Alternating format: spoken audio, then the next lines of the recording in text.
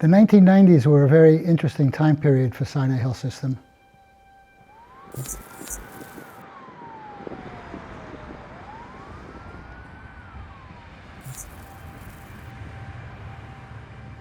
Mount Sinai provides intervention and support at many levels in this community. And if those things were to disappear, the whole fabric of this community around us would be weakened and would start the process of inevitable unraveling.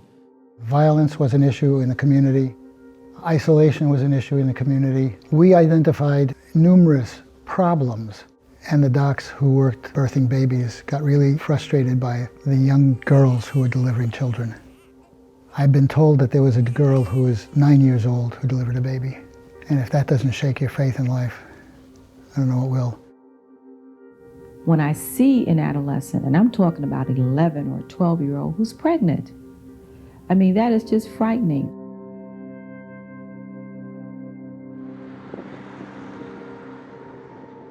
North Lawndale, one of Chicago's historic West Side neighborhoods, where residents face unique barriers present in only America's most impoverished communities. Plagued by decades of economic abandonment, isolation, and a perpetual cycle of poverty. Going through problems with drugs. Wasn't any help out here for me. At ground zero sits Sinai Chicago, the area's largest employer, and oftentimes the only safety net for struggling families. You know, when I came in Lawndale in '93, the reality that residents who had been living there had been dealing with so much disinvestment, a desert, really, and young people searching for answers. They had the Ogden Courts projects across the street. So you had the 7 stories, the 9 stories. They're gone now, but a lot of our clients came from that area. I just want to say for my kids to go to school. There's more people than you expect. There's more issues. There's more pull on the jobs and the resources that are there. So they need more help, and help just wasn't there. You have housing that's not supported, when you have education that's not supported, when you have people who don't have resources to deal with trauma. All those things cause the community to start turning to negative resources. Then the community starts saying, wait, we need to change this, we need to do something different. Drastic times often call for radical ideas. Led by former Sinai president and CEO Ruth Rothstein, Sinai Chicago board members began to reimagine the role of the traditional healthcare provider, believing in a holistic, community-based approach, while often leaving the 4 walls of the hospital to meet families where they are, in the homes and on the streets of Chicago's West Side. So the 90s saw the origination of the Sinai Community Institute. So that history of SCI beginning really was a blend of the need to do more, the desire to do more, and the coming upon an executive who had the vision of how we could do more.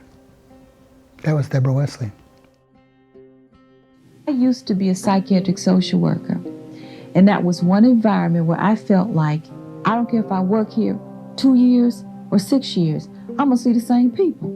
And I decided I wanted to go in an environment where I can truly make a difference.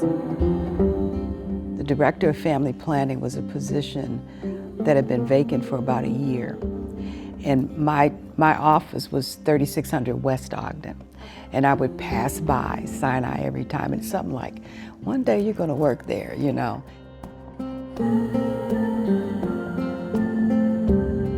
And Sinai, particularly with Ruth and Ben, were very involved, engaged in the community. They were being very particular in terms of who would be the face of the community. There's something amazing with having someone that you can brainstorm with. And Ben was one of those people that I could have a safe space to say things. And sometimes I find myself over time saying, well, does that make sense? Because I'll wake up in the middle of the night with some idea. I have an idea. Come on, come on. I have an idea. I want your honest opinion on it. Can I get it? So I very quickly wrote a grant to the state. It was my first one I'd ever written, and I got it fully funded, and I hired a case manager. She hired me right out of college in '88. I was a case manager. She had just wrote a grant, and it was called Problem Pregnancy, which were basically the teenagers. It was education. They didn't know what to do, how to do it, it was just the norm. When she has a vision, there has been something that has taken place in the community that needs immediate assistance, and she wants to get ahead of the game. And there have been things that we've taken from an idea into programs that have really helped to change the lives of the people that we serve. Welcome to Portraits of Parenting, the 1996 Sinai Parenting Institute Awards. It takes a village to raise a child. Ryan McKnight. Haley Berry. I wish I could be there with you right now. Deborah Wesley and the staff of the Sinai Community Institute saw the need to help our community's most vulnerable members, and so the Parenting Institute was born. The Parenting Institute. Here, mothers and fathers learn ways to cope with stress and manage their anger. I was a principal at a school in North Lawndale. Deborah provided one of the best parenting programs to that school that I've ever seen. Sinai Community Institute takes us beyond the four walls of the hospital or the clinic. We are more than medicine. That includes job training, that includes daycare so you can get to a job, that includes healthy foods as WIC provides. Sinai Community Institute would prove to be at the forefront of community health. Led by Deborah Wesley and SCI's team of social workers, case managers, and nutritionists, North Lawndale would see its skyrocketing infant mortality and teen pregnancy rates drastically fall.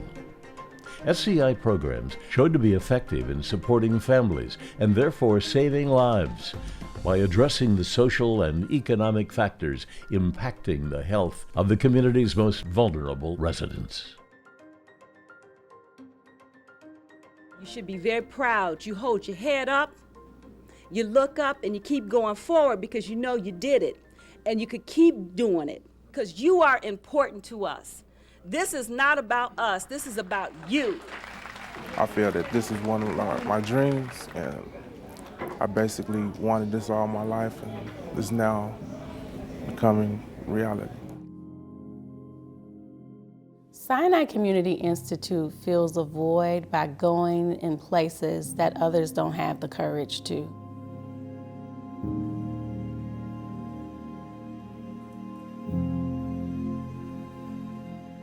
I see the work that I'm doing almost like an art form, if that makes sense.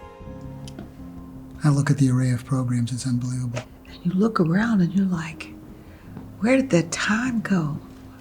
How did it fly? The things that I did best in the years I was there, I think, was hiring good people. And I think you were the best. Thank you.